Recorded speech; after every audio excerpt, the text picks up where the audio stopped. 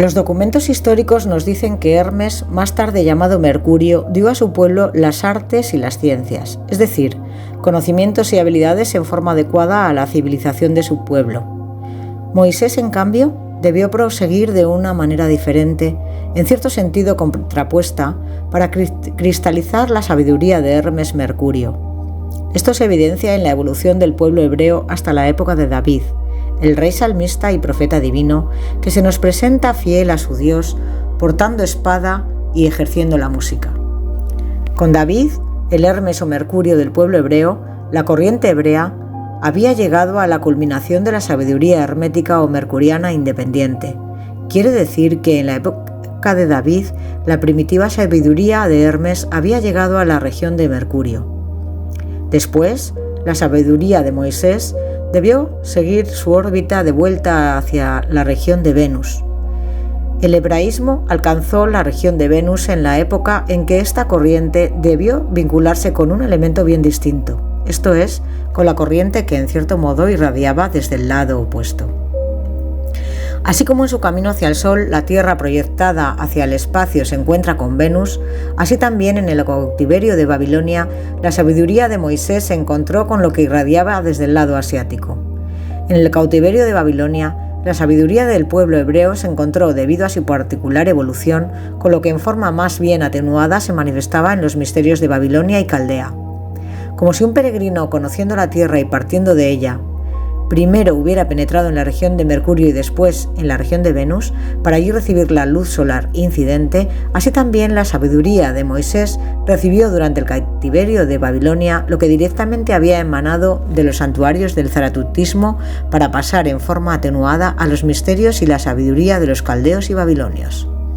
Así se unió la sabiduría de Moisés con lo que había penetrado hasta la región de los ríos Éufrates y Tigris, y allí sucedió algo más. En los lugares en que tuvo que asentarse la sabiduría de los hebreos durante el cautiverio, no el Moisés mismo, sino la sabiduría que él había dejado a su pueblo, se reunió directamente con la sabiduría solar, puesto que en aquel entonces, en los misterios de esa región, enseñaba Zoroastro reencarnado. En la época del cautiverio de Babilonia se había reencarnado Zoroastro mismo, y allí enseñaba para volver a recibir una parte de la sabiduría que anteriormente había cedido. Como Záratas o Nazaratos fue el maestro de los judíos durante el cautiverio. De esta manera se reunió la sabiduría de Moisés con lo que Zoroastro mismo había alcanzado después de haber pasado de los misterios más lejanos a los lugares de Asia Occidental, donde como el Záratas o Nazaratos fue el maestro de los discípulos iniciados en Caldea, como asimismo de los que recibieron la fecundación de la sabiduría de Moisés. En las escuelas de la antigua Babilonia, donde también fue el maestro de Pitágoras Zaratustra, no pudo enseñar sino sirviéndose de un cuerpo como instrumento adecuado con la época, para expresar la plena sabiduría solar anteriormente transmitida a Hermes y Moisés. Ahora en forma nueva, compatible con el correr de los tiempos, debió encarnarse en una corporalidad que le sirviera de instrumento digno y adecuado al progreso de la época. Solo en un cuerpo acorde con las condiciones de la antigua Babilonia le fue posible a Zaratustra volver a entregar lo que entonces transmitió a Pitágoras, los eruditos hebreos y a los sabios caldeos y babilonios, lo que el siglo VI antes de nuestra era fueron capaces de escucharle. Con respecto a lo que Zoroastro pudo enseñar, fue en realidad como si la luz solar fuese interceptada por Venus, sin llegar directamente a la Tierra. Fue así como si la sabiduría de Zoroastro no se manifestara en forma primitiva, sino en forma atenuada. Así pues, para que esta sabiduría pudiese obrar en su forma original, fue necesario que Zoroastro mismo se encarnara en un cuerpo apropiado, y este solo pudo lograrse de una manera singular, que puede caracterizarse de la siguiente manera. En la conferencia anterior hemos expuesto que en Asia hubo 3 distintas poblaciones: la índica en el sur, la irania y la norasiática de Turán. También hemos señalado que estas 3 distintas almas de los pueblos se originaron por la corriente nórdica de la población atlante que se dirigió a Asia, donde más tarde se dividió en distintas direcciones. Otra corriente pasaba por África, llegando en sus últimas ramificaciones hasta el elemento turanio. Donde se encontraron la corriente nórdica de la Atlántida hacia Asia y la otra que pasaba por África, surgió una mezcla singular, pues allí se forma la peculiaridad de un pueblo que más tarde se convirtió en el pueblo hebreo. Con él ocurrió algo particular. Todo aquello que en ciertos pueblos se había transformado en una clarividencia astral, etérea, decadente y perjudicial en su fase final, tomó entre la gente que pertenecía al futuro pueblo hebreo la dirección hacia lo interno. En el pueblo hebreo, todo esto, en vez de manifestarse exteriormente como remanente de la antigua clarividencia atlante, se transformó de tal manera que llegó a obrar orgánicamente dentro del cuerpo humano. Lo que anteriormente por conservarse se manifestaba como un elemento de clarividencia decadente, cual un elemento de carácter animánico, había progresado de una manera correcta, transformándose en lo interno del ser humano en fuerza activa y estructurada. En el pueblo hebreo, en vez de manifestarse como clarividencia rezagada, esta capacidad actuó organizando la corporalidad, haciéndola conscientemente más perfecta.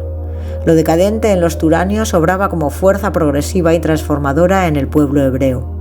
Lo que los atlantes les había dado fuerza para la visión espiritual del espacio y de regiones espirituales, influyó sobre el pequeño pueblo hebreo de tal manera que el resultado se evidenció en lo interno, formando órganos corporales, y así pudo manifestarse dentro de la sangre del pueblo hebreo como la conciencia de su relación con Jehová, la conciencia divina interior. Este pueblo encontró a su Dios extendido en el espacio y viviendo en su interior, en la pulsación de la sangre. En la conferencia anterior hemos caracterizado el contraste entre iranios y turanios, y ahora vemos la relación entre turanios y hebreos, y lo decadente en aquellos lo vemos en su progreso, lo vemos pulsar en la sangre del pueblo hebreo como en su verdadero elemento. Lo que el antiguo atlante había visto surge ahora como sentimiento interior que encuentra su expresión de la palabra Yahvé o Jehová, el Dios que a la clarividencia atlante se revelaba detrás de todos los seres.